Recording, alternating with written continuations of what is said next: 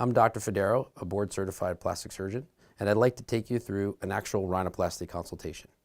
At the time of consultation, I ask all my patients one basic question. What don't you like about your nose, and what would you change if you could change it?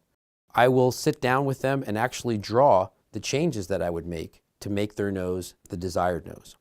This young lady, a 23-year-old, came to see me complaining about her nose. She didn't like the bump on her nose, which you can see from her before picture, and she didn't like how round and big her tip was when you looked at her from the front. So at this point in the consultation, the patient has told me what she wants her nose to look like. We've had an opportunity to examine her. We've taken pictures, we've morphed those images, and we have a good sense of what we want to achieve.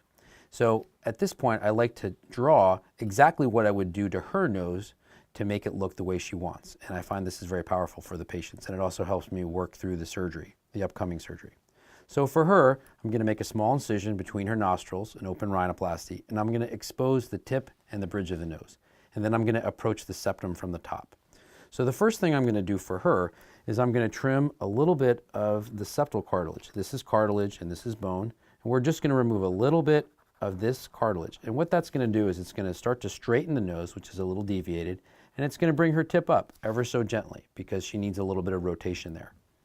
The next thing I'm going to do is remove some of this cartilage, and I'm removing it to straighten it, but also to obtain some tissue to make the nose prettier. So we're going to take this cartilage, this piece of cartilage, and we're just going to put it in a little bit of saline in the back.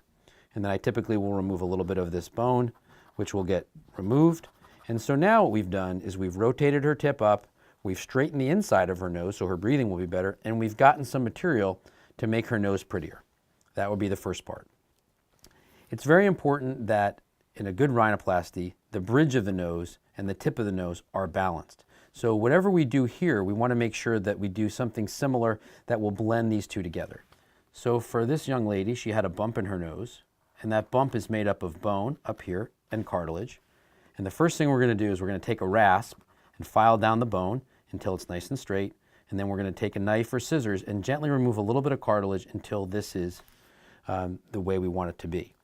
Now, she has a very boxy tip, and so the first thing we're going to do is remove a little bit of this tissue. This is called the cephalic scroll, and we're going to take this scroll away, and that's going to rotate the tip up and make the tip more refined.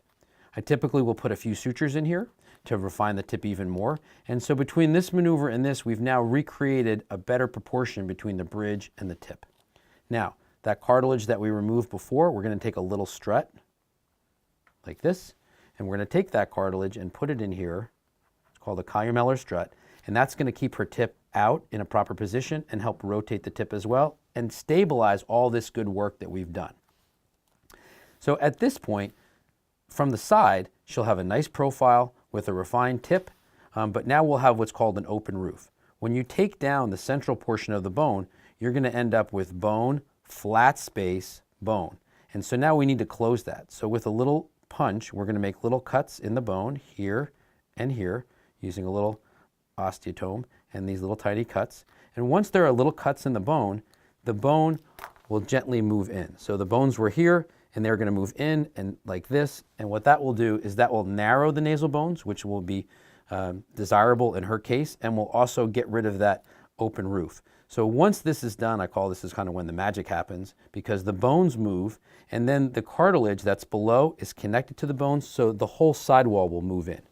So it's a combination of straightening the inside of the nose, reducing the bump, modifying the tip, and then bringing everything together at the end, and then we close.